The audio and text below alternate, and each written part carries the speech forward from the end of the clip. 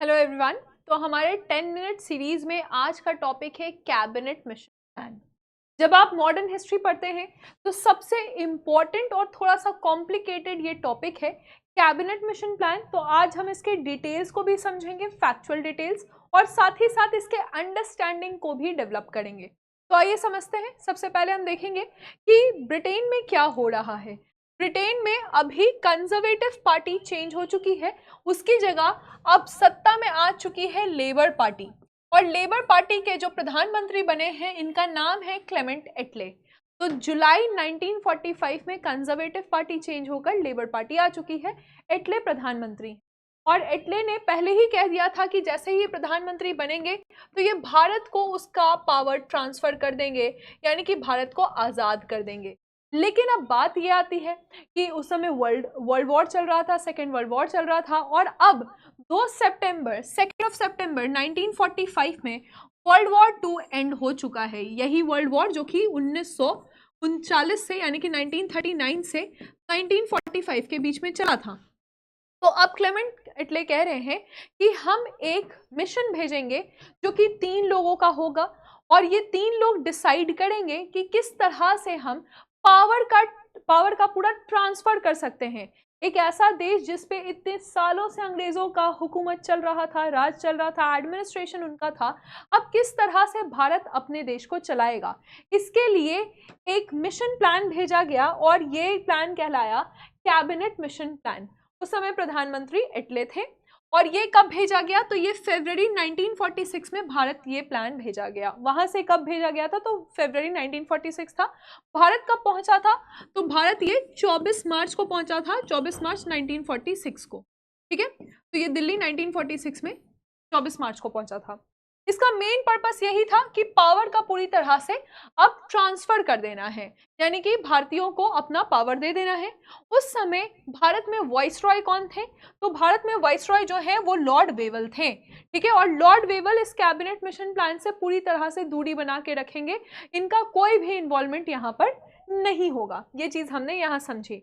बहुत सारी मीटिंग्स हुई, 3 सप्ताह तक मीटिंग होती रही, यहाँ तक कि इस जो ये पूरा मिशन प्लान था उसमें 3 लोग थे जिनका नाम आपको याद करना पड़ेगा। नाम है इनका पैथिक लॉरेंस। पैथिक लॉरेंस उस समय सेक्रेटरी ऑफ स्टेट थे। सेक्रेटरी ऑफ स्टेट यानी कि भारत की तरफ से ये ब्रिटेन पार्लियामेंट में बैठे थे, सेक्रेटरी ऑफ स्टेट थे। स्टैनफोर्ड क्रिप्स थे। स्टैनफोर्ड क्रिप्स जो कि उस समय प्रेसिडेंट थे बोर्ड ऑफ ट्रेड के।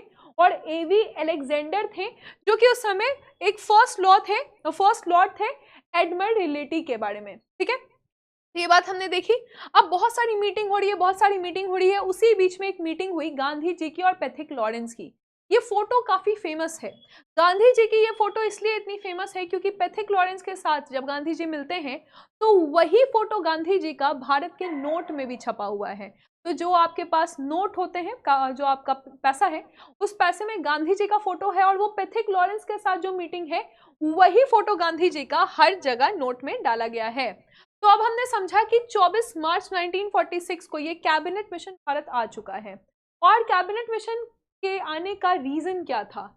तो जब भारत को आजाद होना था तो अभी तक कांग्रेस और मुस्लिम लीग, इन दोनों के बीच का डेडलॉक कंप्लीट नहीं हो रहा था, खत्म नहीं हो रहा था। दोनों के बीच कुछ समस्याएं चल रही थी और ये समस्याएं खत्म नहीं हो रही है। इस कारण से कैबिनेट मिशन को भारत आना पड़ा।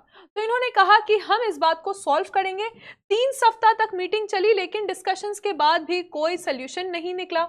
अब ये मिशन प्लान तो आया था कि भारत को इनका पावर दे दिया जाए, इंटरिम सरकार बना दी जाए, भारत को आजाद कर दिया जाए और संविधान बनाने के लिए एक संविधान सभा का गठन कर दिया जाए ताकि भारत के लोग अपने संविधान को खुद से बना लें। 3 लोग आ चुके हैं। पैथिक लॉरेंस जो कि अध्यक्ष रहेंगे इस मिशन प्लान के। स्टैनफोर्ड क्रिप्स आ चुके हैं जो कि बोर्ड ऑफ ट्रेड के मेंबर भी थे और इस मिशन में भी थे। और तीसरे व्यक्ति जो है इनका नाम है एवी अलेक्जेंडर। तो बस आपको इनका नाम याद रखना पड़ेगा, पैथिक लॉरेंस, स्टैनफोर्ड क्रिप्स और एवी अलेक्जेंडर। ये 3 नाम आपको याद रखने पड़ेंगे। ठीक है, तो अब हम देखेंगे कि मेन बात क्या था, तो आप चीजों को समझेंगे। तो मुस्लिम लीग ने कहा कि हमें पाकिस्तान चाहिए, लेकिन कैबिनेट मिशन प्लान ने मना कर दिया कि नहीं, हम आपको पाकिस्तान नहीं देंगे। कैबिनेट मिशन प्लान ने अपना रिपोर्ट सबमिट किया था 16 मई 1946 को, और इन्होंने मना कर दिया कि नहीं, हम पाकिस्तान नहीं देंगे आपको, क्योंकि आप जो पाकिस्तान की मांग कर रहे हैं तो नॉर्थ वेस्ट को आप कहते हैं कि आप हमें दे दीजिए, जबकि उसमें से 38% लोग उस जनसंख्या में मुसलमान नहीं हैं, और आप कहते हैं कि नॉर्थ ईस्ट भी हमें दे दीजिए, तो वहां पर 48% लोग नॉन मुस्लिम हैं, वो मुसलमान नहीं है। तो इस कारण से ये कहा गया कि हम उस क्षेत्र को पाकिस्तान नहीं बनने देंगे। फिर बोला गया कि पंजाब में, बंगाल में बहुत ज़्यादा रिलीजियस इश्यूज चल जाएंगे, मार काट हो जाएगा। यहाँ तक कि जब आप पंजाब, आधा पंजाब लेने की बात कर रहे हैं तो सिख और मुसलमान के बीच में भी यहाँ पर मार काट शुरू हो जाएगा। अब किस तरह से हम एडमिनिस्ट्रेटिव यानी कि प्रशासनिक चीज़ों को बांटेंगे, इकोनॉमिक यानी कि आर्थिक चीज़ों को, ऐसे ही आर्थिक संकट है तो दो देशों के बीच में हम इसे कैसे बांट पाएंगे, और जो बाकी रिसोर्सेज है, जो बाकी संसाधन है, जैसे कि कम्युनिकेशन है या डिफेंस है, इसके बंटवारे में भी दिक्कत आएगी। इस कारण से पाकिस्तान के डिमांड को रिजेक्ट कर दिया गया था कैबिनेट मिशन के द्वारा। इस बात को हमेशा आप ध्यान रखिएगा।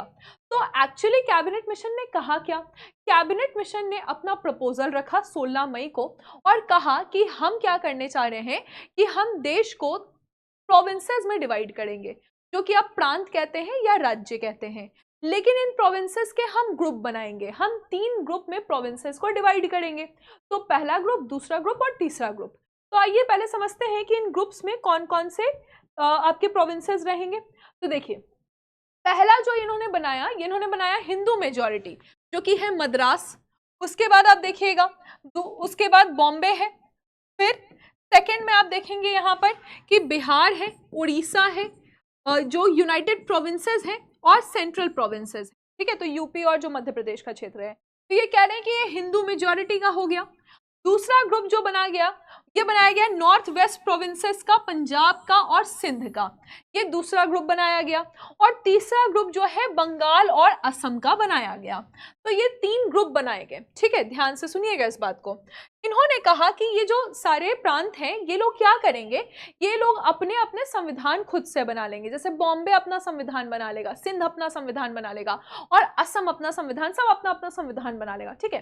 तो अब जैसे असम भी अपना संविधान बनाया, बंगाल भी अपना संविधान बनाया, और ये दोनों मिलकर भी अपना संविधान बनाएगा, जिसका नाम रहेगा सेक्शन सी का संविधान। उसी तरह पंजाब बनाया, सिंध बनाया, नॉर्थ वेस्ट फ्रंटियर प्रोविंस बनाया, और तीनों का अपना अपना संविधान बन गया 1, 2, 3, और ये तीनों मिलकर अपना एक संविधान बनाया, जो कि सेक्शन बी का संविधान रहा। उसी तरह से यहाँ पे भी सारे राज्य अपना संविधान बना लेंगे, और सेक्शन ए का भी एक संविधान रहेगा। अब ये 3 संविधान आ गए हमारे पास, सबका अपना अपना संविधान, और सेक्शन ए, बी और सी का संविधान। और अब ये तीनों संविधान मिलकर देश का संविधान बनेगा, जो कि यूनियन संविधान, यूनियन का पूरा संघ का संविधान बनेगा। तो बेसिकली ये क्या कह रहे हैं, ये कह रहे हैं कि 3 टायर में आप डिवाइड कीजिए।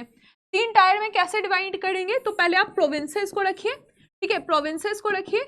फिर आप क्या कीजिए, प्रोविंशियल ग्रुप को रखिए, ठीक है, प्रोविंशियल ग्रुप को आप रखेंगे, जो कि ग्रुप्स बने हैं 1 A B C, ठीक है, और ये तीनों मिलकर क्या करेंगे, यूनियन को बना देंगे। तो इस तरह से संविधान बनाने का इन्होंने प्रस्ताव रखा।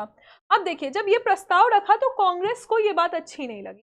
कांग्रेस को इसलिए नहीं अच्छा लगा क्योंकि ये हिंदू मेजॉरिटी में इन सारे राज्यों को रख रहे हैं, और ये कह रहे हैं कि मुस्लिम मेजॉरिटी में ये राज्य हैं। तो ये बात तो गलत है। क्यों? क्योंकि हिंदू मेजॉरिटी में इसमें भी तो बहुत सारे लोग हैं जो हिंदू हैं। कांग्रेस को ये बात अच्छी नहीं लगी। अब और भी समस्याएं थी यहाँ पर। और क्या समस्या थी, तो जब ये इन्होंने कह दिया तो इन्होंने कहा कि सेपरेट इलेक्टोरेट को हम पूरी तरह से खत्म कर देंगे, यानी जो अलग से पृथक निर्वाचन है उसको खत्म कर दिया जाएगा। कांग्रेस को ये बात सही लगी। 3 टायर क्यों कहा गया, ये बात तो आपने समझ लिया। रेसिड्यूरी पावर यानी कि जो बचा हुआ पावर है वो किसको देने की बात की गई, यहाँ पर प्रांतों को देने की बात की गई। यानी इसका मतलब आप समझ रहे हैं, इसका मतलब है कि केंद्र को यहाँ पर कमजोर किया जा रहा है, वीक किया जा रहा है, ठीक है। और साथ ही साथ ये भी कहा कि जैसे असम है, वो नहीं चाहता है कि वो ग्रुप सी में रहे, वो ग्रुप बी में आना चाहता है। तो 5 साल बाद जो जितने भी प्रांत हैं वो बोल सकते हैं कि आप मेरा ग्रुप चेंज कर दीजिए। ये बात भी इसमें लिखी गई। और साथ ही साथ कहा गया कि 10 साल बाद ये लोग राज्य चाहे तो वो संविधान में भी बदलाव का मांग कर सकता है। जैसे कि आपने समझ लिया कि जैसे बहुत सारे राज्य हैं, अब राज्य ने अपना ग्रुप्स बना लिया है, और ग्रुप्स ने क्या किया है, यूनियन का संविधान बनाया है। तो प्रांत जो है वो 5 साल बाद अपने ग्रुप्स को चेंज कर सकते हैं, और साथ ही साथ 10 साल बाद ये संविधान में बदलाव की भी मांग कर सकते हैं, क्योंकि बनाया तो इनके द्वारा ही गया है। है ना, बनाया तो इनके द्वारा ही गया है, ये इनका कहना था। और ये लोग कह रहे हैं कि जो कॉन्स्टिट्यूएंट असेंबली बनेगा, जो संविधान सभा बनेगा, जो कि यूनियन का संविधान बनाएगा, वो प्रोविंसेस से ही चुनकर आएंगे, वो प्रांत से ही चुनकर आएंगे, यानी कि इनडायरेक्ट इलेक्शन होगा, ठीक है, इनडायरेक्टली ये चुनकर आएंगे जो प्रोविंशियल असेंबली में ऑलरेडी है, ठीक है, तो यहां से ये चुनकर आएंगे। और साथ ही साथ रेसिडुअरी पावर तो यहाँ पर प्रांत को ही दिया गया है। इसका मतलब है कि कांग्रेस क्या चाहती थी, कांग्रेस चाहती थी कि सेंटर स्ट्रांग हो, लेकिन कैबिनेट मिशन के तहत सेंटर क्या हो गया है, यहाँ पर सेंटर वीक होता दिख रहा है, तो कांग्रेस को यहाँ इस प्लान से दिक्कत शुरू हो चुकी थी। अब मुस्लिम लीग को ये प्लान ऐसे तो मना कर देना चाहिए था, लेकिन मुस्लिम लीग को ये प्लान अच्छा दिखा। क्यों दिखा? क्योंकि मुस्लिम लीग ने तो आधा पंजाब और आधा बंगाल ही मांगा था। अब इस मिशन में क्या किया कि सेक्शन बी में पूरा पंजाब डाल दिया, सेक्शन सी में पूरा बंगाल डाल दिया। तो मुस्लिम लीग ने सोचा कि अभी मान लेते हैं और 5 साल बाद हम क्या करेंगे, इन सब को ही पूरा पाकिस्तान बना देंगे, बी और सी को उठाकर। तो इस कारण से मुस्लिम लीग जो है उसमें शुरू में ये मुस्लिम लीग मान जाते हैं। तो आपने समझा कि पाकिस्तान के प्लान को तो इन्होंने मना कर दिया। उसके बाद हम देखेंगे क्या क्या इन्होंने मेजर बात बोली, वो भी हमने समझ लिया। और साथ ही साथ प्रिंसली स्टेट को ये फ्री कर दिया।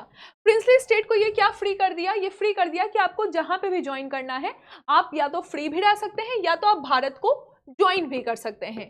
कंस्टिट्यूएंट असेंबली जो है वो प्रोविंसेस बनाएगा, यानी प्रांत जो है ये बनाएंगे, ये तो हमने समझ ही लिया। 3 टायर सिस्टम भी हमने समझा, सेंटर, प्रोविंसेस और जो प्रोविंसेस ग्रुपिंग है इसके 3 टायर सिस्टम हमने समझे, ग्रुप्स को भी हमने यहाँ पर देख लिया है। अब हम यहाँ पर देखेंगे कि जब ये सब कुछ हो गया तो कांग्रेस ने पहले तो इसको, कांग्रेस पहले नहीं मान रही थी, लेकिन कांग्रेस फिर इसको फाइनली एक्सेप्ट कर लेती है, लेकिन मुस्लिम लीग जो है इसको रिजेक्ट कर देती है। मुस्लिम लीग बाद में जाकर इसको क्यों रिजेक्ट कर देती है, यहाँ पर आप देखिए, कांग्रेस इसको एक्सेप्ट इसलिए करती है क्योंकि फाइनली इंडिया यूनाइटेड रहेगा, और मुस्लिम लीग इसलिए रिजेक्ट करती है क्योंकि कांग्रेस से सवाल पूछती है कि जो प्रांत रहेंगे क्या वो प्रांत अपने मन से किसी भी ग्रुप में जा सकते हैं। मुस्लिम लीग को लगा कि नहीं जा सकते हैं, कंपलसरी है कि जिस ग्रुप में डाला गया उसी में रहिए। लेकिन अंग्रेजों ने कहा, जो कैबिनेट मिशन प्लान है, कहा कि नहीं, अगर प्रांत नहीं जाना चाहते, जैसे असम ग्रुप सी में नहीं जाना चाहती है, ग्रुप ए में जाना चाहती है, तो उस तरह से डिवीजन होगा। इस कारण से कांग्रेस इसको मानता है और फिर मुस्लिम लीग मना कर देता है कि ये विड्रॉ करेगा, ठीक है। और मुस्लिम लीग ने फिर 16 अगस्त 1946 को डायरेक्ट एक्शन डे भी कहा कि हम डायरेक्ट एक्शन डे मनाएंगे। कांग्रेस ने फाइनली कैबिनेट मिशन प्लान को मान लिया। भले मुस्लिम लीग एक बड़े पाकिस्तान का सपना देख रहा था, लेकिन वो पाकिस्तान का सपना पूरा होता हुआ मुस्लिम लीग को नहीं दिखा। तो कांग्रेस ने मना क्यों किया था पहले? क्योंकि स्ट्रॉन्ग सेंटर नहीं था, लेकिन बाद में मान लेता है। और ग्रुपिंग को कांग्रेस रिजेक्ट करता है, लेकिन क्योंकि ग्रुपिंग जो है वो प्रांतों पर डिसाइड होगी, तो इस कारण से भी कांग्रेस इसको मान लेता है, ठीक है। तो प्रोविंशियल्स जो है उनके पास ऑप्शन रहेगा, इस कारण से कांग्रेस उसको फाइनली मानता है। और ये सारे प्रावधान आपने देखा, लेकिन इसका मेन एजेंडा क्या था कि कांग्रेस को ये समझ में आया कि कैबिनेट मिशन प्लान भारत को डिवाइड नहीं करना चाह रहा है, भारत को यूनाइट करना चाह रहा है और पाकिस्तान के डिमांड को रिजेक्ट करता है। तो जितने भी डिटेल्स और अंडरस्टैंडिंग आपको यहाँ समझनी थी आपने समझ ली। इसी के बाद संविधान सभा बनता है, जिसकी पहली मीटिंग 9 दिसंबर 1946 को होती है और पहले अध्यक्ष चुनाते हैं 11 दिसंबर 1946 को। तो बताइएगा ये जो कॉम्प्लिकेटेड टॉपिक है क्या अब आपके लिए सिंपल हो गया है? 70th बीपीएससी में यहाँ से एक सवाल जरूर आएंगे। Thank you.